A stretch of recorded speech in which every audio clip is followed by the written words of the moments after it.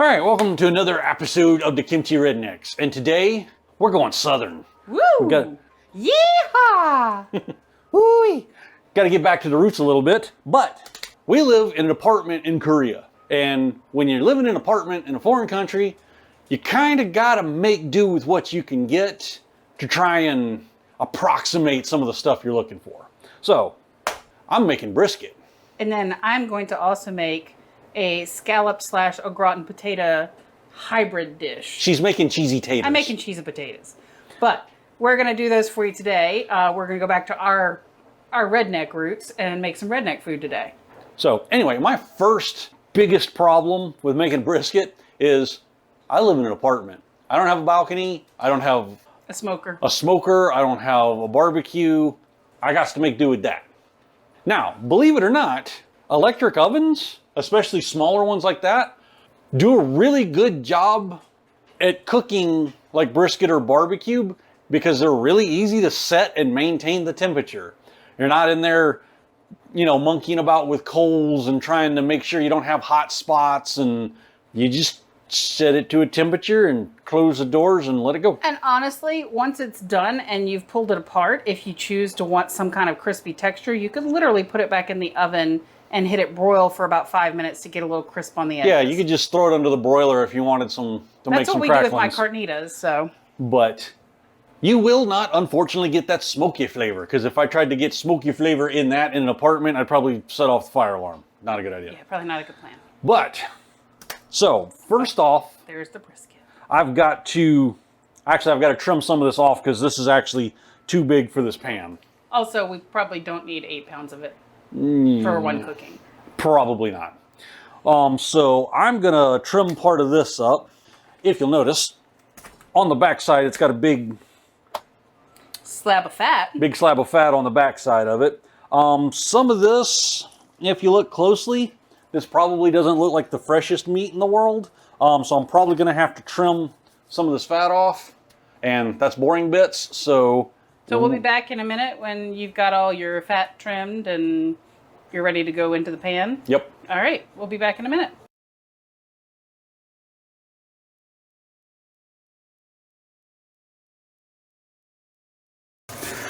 All right, so I've got fat trimmed off. You'll notice there is still a big chunk of fat on the back of the brisket. There should be a big chunk of fat on the back of the brisket. It still needs the fat. Anybody who tells you different, probably a vegetarian. Also doesn't know how to cook meat, because meat does need fat to cook. And I've now remembered that kitchen gloves are actually a thing, so I don't have to... Oh, kitchen gloves, yay! Don't want to dirty up your delicate hands. Don't want to get stuff under my fingernails, look like I work for a living. Yeah, that would be terrible. I don't work for a living, I work for fun. Do you, though? Well, all the things I seem to do for fun involve a lot of work. I don't know why. I thought you worked to make sure that Sookie Dog had a good life and Minion and Mayhem. Well, obviously you got to take care of the dogs. All right, so now we're down to actual brisket. So, if you ever looked into barbecue of any sort, you will figure out there's about 137,000 different ways to make barbecue. Everybody got their own way. Every region got their own way.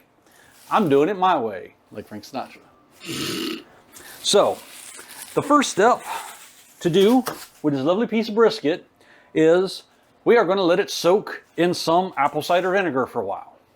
Now, some people may recognize that as something you do with like a gamey poultry or like a deer meat, like venison. They'll tell you to soak it in vinegar to get rid of the gamey taste. One, this is not a super fresh cut of meat, so it'll probably help with that. And two, the way I learned to barbecue things is to periodically douse the meat with apple cider vinegar to keep it fresh. It also, the vinegar helps tenderize the meat. So that's the way I'm doing it. Alright, so now we're going to put some apple cider vinegar on it. Now, I got the kind that's got all the floaty bits in there because that's what I bought when I bought it. The other bottle we got in there is just apple vinegar. This is apple cider vinegar. I'm not sure that there's a big difference between the two, but now.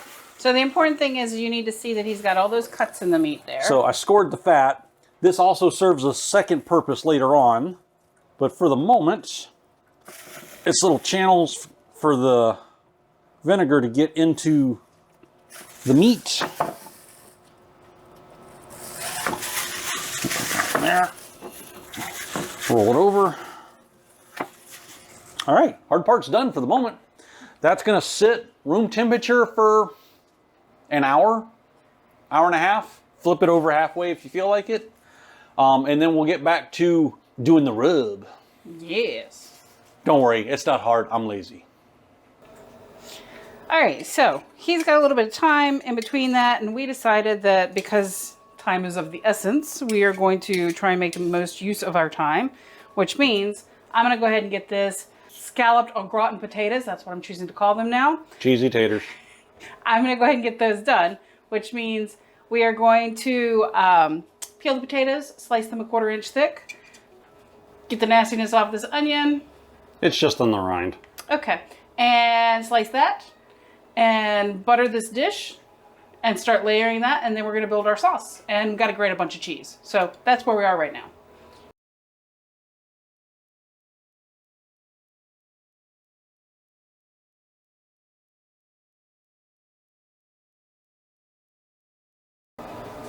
All right, so we've got my oven set at 400 degrees and it's prepping. So what I'm gonna do now is I'm going to start layering the potatoes and the onion. I also have chopped bacon. And the reason I say it's kind of like scalloped potatoes and it's kind of like au gratin is because I believe scalloped uses only the sauce, au gratin uses the cheese in between the layers. So my game plan is to kind of make cheesy potato lasagna, and Chuck is very excited about this. Yes. So here we go. We're going to start layering potatoes. And this is going to cook for 90 minutes. So these potatoes are about a 1/4 inch thick. I have 4 potatoes here.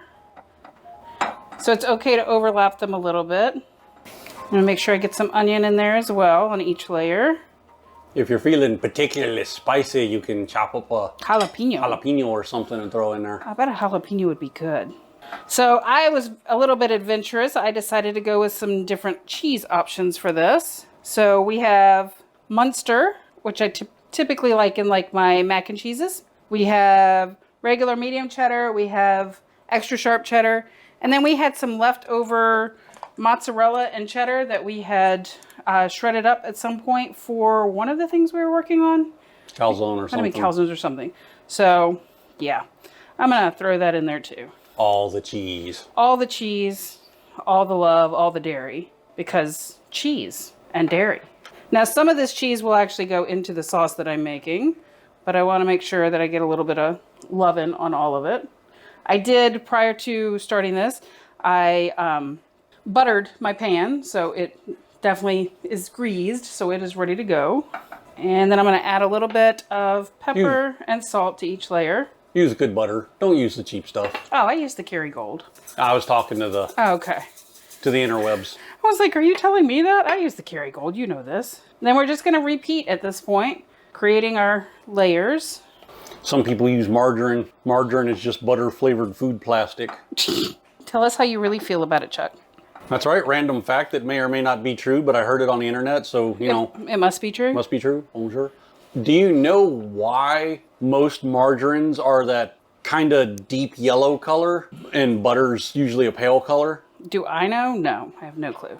Because apparently back in the 40s or 50s or whenever margarine first became a big thing and, you know, started pushing it out as a cheap alternative to actual butter. I don't remember what state it was, but it was like Michigan or Wisconsin. Wow, I've never been to Michigan. One of those, you know, big dairy states actually made it illegal for them to be the same color. Yeah, that was smart on their part. Why? Because they didn't want people eating their butter-flavored food plastic, or at least mistaking it for their real butter. I think you can generally tell the difference between real butter and margarine, or at least I've always been able to. Yeah, but you got to remember, a lot of people have never had real butter. This is true. Especially when you're buying whatever's cheap at the grocery store, because the cheap one is usually the... Are you saying Blue Bonnet's not real butter? By the way, Blue Bonnet, I think, was not real butter when we were getting it as a kid, so yeah. I don't know if it is now, so Blue Bonnet, don't sue me. But back in the day, I know that was margarine. Or at least what we purchased because it was the cheaper one that we could afford and could get back then. All right, so we may have more potato than we have room for. Well, you don't have to use all of them. I probably will not. We might mash some potatoes for the girls go with their dinner. Well, that's good. The dogs like mashed potatoes. They do. The dogs like everything. What am I saying? I was going to say, is there a difference in that? Ah, my oven is ready. Oven, you will have to hold tight. We have not gotten to you yet. So if your family is not a oniony family, you could probably skip the onions. We like onions. And bacon. And bacon. I wouldn't recommend skipping the bacon. I'd get a new family if they don't like bacon. Yeah. Is that bad to say? Sorry, people. If you don't like bacon, something might be wrong with you. Sorry, I love my bacon. Not meaning to hurt anyone's feelings out there, but bacon. I'm pretty sure bacon and fried cheese is somehow going to be responsible for world peace. I think it should be. All right, so our mozzarella is gone now. We're out of that. Well, you're about out of room in that pan, so. Literally at this point, I'm just putting enough on here to cover some of this, because remember, I've got sauce that's going in. And I still need cheese for my sauce. Cheesy sauce. Yes, remember not to overfill your pan or part of your dinner is going to wind up at the bottom of the oven. This is why when I cook, I put a pan in there under it, so there's something to catch it. All right, so my pan is not overfilled yet. And there's still room for the sauce to go in. He questions me, but when he eats it, he never makes any negative comments about it. So keep that in mind, everyone. Finishing layer of a little bit of pepper and just a little bit of salt. And that's going to be salt and pepper to taste, y'all. Give me a second to clean my space up for a little bit, and then we're going to start our sauce. All right, so we're going to do this sauce. It might go really quick. So we got 3 tablespoons of butter. All of the information for my recipe will be in the description. I would say comments, but it's description. So I've got it on about medium-high heat. So you don't want to burn your butter. So you want to get it started melting very slowly. Don't get it too fast. Induction stoves make that kind of hard to judge. It does. That's why I'm over here like, So I've got, in this blue, we've got 3 tablespoons of flour. In the teal, we have half a teaspoon of salt, which both are going to go in, as well as milk and 2 cups of milk in just a bit. So trying to make sure that I get it at just the right time so I don't burn my butter, because burnt butter sucks.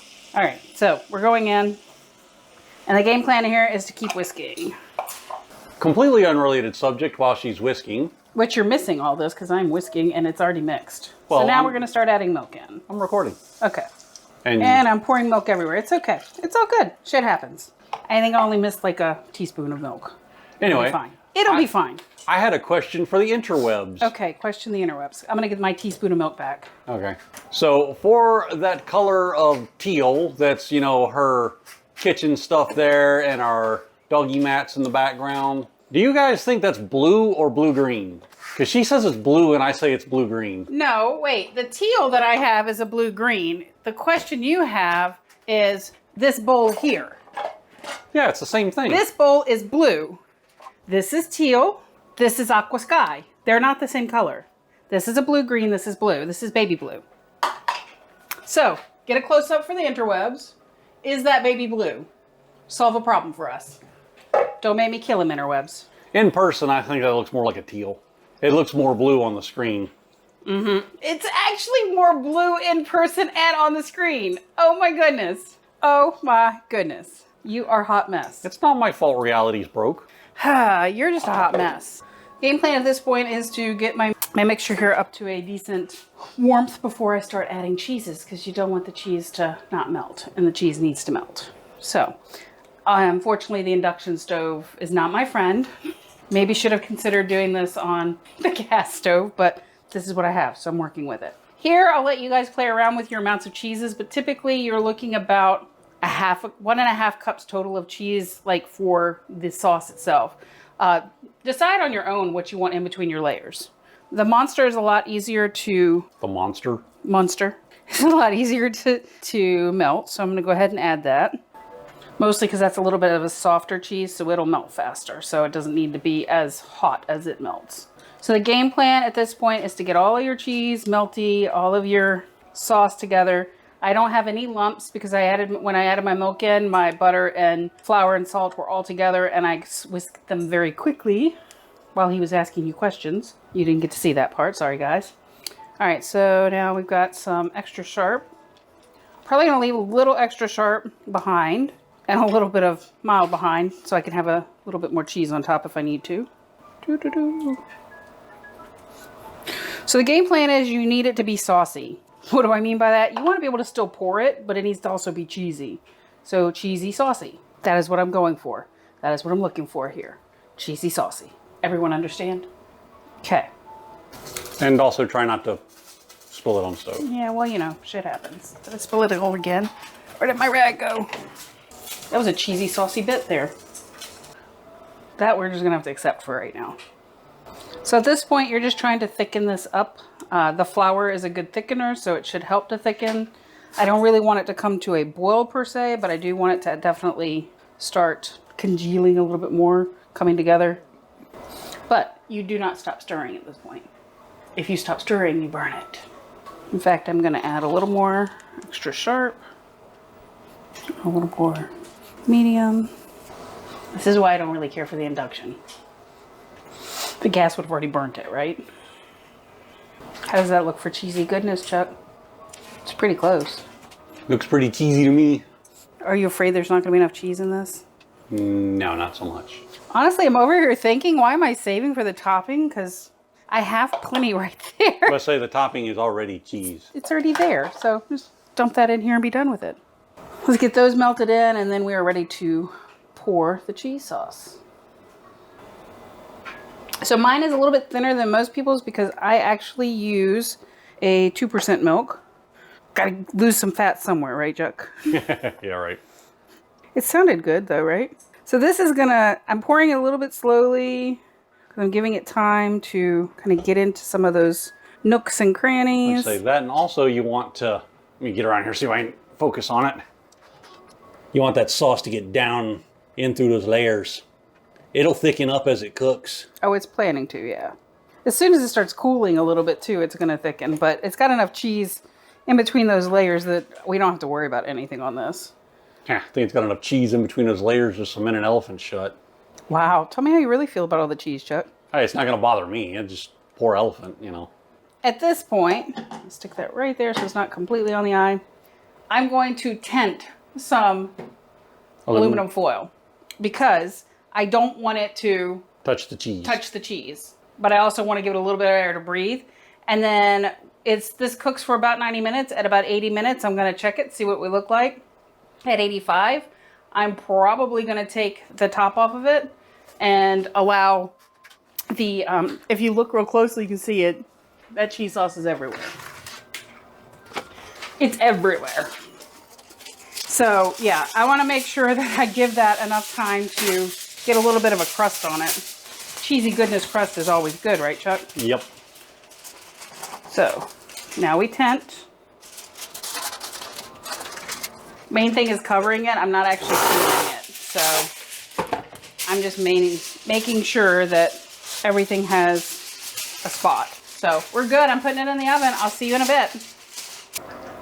So since we last saw you guys, we have completed our cheesy scalloped au gratin potatoes. So now what they need is time to cool down because they're going to need time for everything to just kind of settle and cool. So I'm thinking about a good 20 minutes before we could eat that. And then I also have mashed up potatoes for the girlos. So they get mashed potatoes. And then we've also have determined something about our timing today. Somehow we lost time. We're not really sure where it went, but we don't have enough time to cook the brisket in order to have it with the potatoes because we're about to put it in and it's what, 5 o'clock almost? Yeah, well, right part of it is we were planning on using our little Korean oven back there. And it doesn't want to work. It apparently doesn't work. Oops. But also, we ran out of some time. So the game plan now is we're going to get our brisket in the oven in just a little bit. So it'll be done tonight. So that's tomorrow's dinner. But we'll probably order something to have with our potatoes tonight. But right. As you can see, we got enough potatoes for tomorrow night too. So we're not hurting there. Yeah. Speaking of, give us a minute to get everything set up and turned around, and we will get back to the brisket. Yes. All right. So we're back to the brisket here. So first thing I'm going to do actually is pour the vinegar that's been in it out. And actually that you can just pour out, throw away. Bye-bye vinegar! So, things that you're going to need. What will we need, Chuck? Salt. Which kind of salt? I personally like to use coarse salt. And whatever generic rib spice rub you can get from the local store. Ours happens to be a Cajun. This is a Cajun one, but you know, if you like a Memphis dry rub, use that. If you like a Texas rib rub, use that. This was really good. He made brisket the other weekend with this, and it was amazing. So the first thing that I have not seen a lot of people do, I've seen other people do it, but I've not seen everybody do it, is with the scoring on the fat on the back, take some salt and pour it into the gaps. Are you giving it a salt rub? I am. So that will get, basically it's going to let the fat render out, but it's going to keep it from getting too juicy, if that makes any sense. Some of these scoring didn't get all that deep, but... All right, so once you've got, not a whole lot, but just enough to get some salt on the outside and in the grooves you cut in the fat. You trade out for your rub. Trade out for the rub. We are going to liberally rub it down. Rub it down. Exactly like it says. Do you just rub one side or does it get both sides? Nope, you're going to do all sides. You're going to pour it on the edges. If you put your hand down and pour some in your hand, you can use that to rub it on the edges. Flipper. Flip it over. Rub her down. Rub her down. And this is why I actually recommend using a relatively cheap rub, whatever store brand you can find. It's because you use a lot of it. You're just going to use a lot of it. Now, different people may tell you different things. I particularly like to put it in the oven with the fat side up so that as it cooks down, all the fat goes over the meat. Well, that would make sense because as the fat goes over the meat, that fat is, well, let's be honest, fat is where the flavor is at. So it is adding flavor as it drips down through the meat, which keeps it juicy, keeps it flavorful, and keeps it from drying completely out. Now, speaking also of not drying completely out, I'm going to take, actually we don't have much left of this vinegar, but we're going to pour a little bit, maybe a quarter cup-ish. Some people will tell you to use water. Some people, I like to use the vinegar. Some people will tell you to use beer. You just got to have some... Did you get enough of that in there, or do you need to grab the other bottle and add a little? There's enough that it's floating around. Okay. So this is the difference if I was on a grill, is I'd have a spray bottle or a water bottle with some vinegar in it, where every, hour and a half or so I could go in and douse it down and keep it moist. It's going to be in the oven, so we're just going to have a little in the bottom of the pan, use some tin foil, and let it be steamy. So this is going to be almost a steamed brisket. Okay, and it's going in the oven at? So I've got the oven set at 275. Okay, and how long will it be in the oven for approximately? Because we've got, what, about 4 pounds there? Should be somewhere between 3 and 4 hours. Which means about 8 or 9 o'clock tonight it'll be ready. Yay! Yeah. Basically, you're just going to cook it until it's tender. And, Okay. if at some point you can reach in there with a pair of tongs and tear a strip of meat off of it, you're probably done. Okay. All right. So you're going to put it in the oven and we're going to see you in a bit. All right. So it's like almost 9 o'clock at night because one functioning oven. What was I thinking? It happens. But here is the brisket. It's beautimous. Now, after a quick, poke test, it's obviously done. It probably could have cooked for another half hour to an hour to tender up a little bit more, but I ain't got all night. Oh, and this juice, oh, that would make a lovely gravy. Does that mean you're saving it for gravy? No. I would love to, but no. I mean, we'll be a lot fresher when we eat it tomorrow. Cut some slices out of this here. Make sure I'm slicing with the green here. Come back here.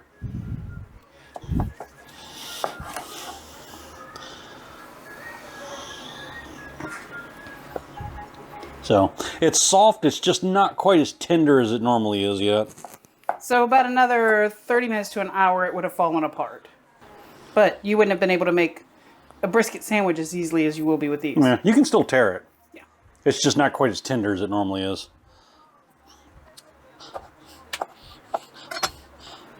But we can get a quick take test. Not you, go away. Well, I'm not turning the camera on me for a taste test, but you can hear my sounds. That's good. It's a little saltier than normal. That backside where the fat is has a lot of salt on it. It's still good. Do you want to try your potatoes? They're in that container right there. We actually ate dinner already. We had potatoes with chicken earlier, but I did leave him out some potatoes so you could see him try his potatoes. So the potatoes are done. I may have cut them a little thick. Meh, they taste fabulous. Grab you a fork. Oh, you're just going to eat them with your fingers? Okay. Really? I just sliced my tongue off doing that. And are they all cheesy potato goodness? By the way, this is not the recommended way of eating anything ever. My mother's probably having an aneurysm watching this. At least you didn't do what I would have done. But so, yeah, it came out, the potatoes kind of firm. We did have a little bit of runny cheesiness. I don't think we... firmed up when I was putting it away. So it has firmed quite a bit. So it took a bit longer to firm up than we thought. Also, know your cheeses when you put them in. Some like cheddar and whatnot, they get a bit oily when they melt. So there was a bit of cheesy grease on it. So oh, you like the cheesy grease? I do, but some people might think there's something wrong with that. I don't know. Well, those people are just wrong. They're probably the same people that don't like bacon. So yeah, there you go. There's a relatively simple set of recipes: potatoes and cheese and meat and heat. Meat and heat. There you go. We'll get everything sliced up and put away, and we shall have a grand old dinner tomorrow night. Yes. Well, dinner tonight wasn't bad. It was great. It was good chicken. It was good chicken.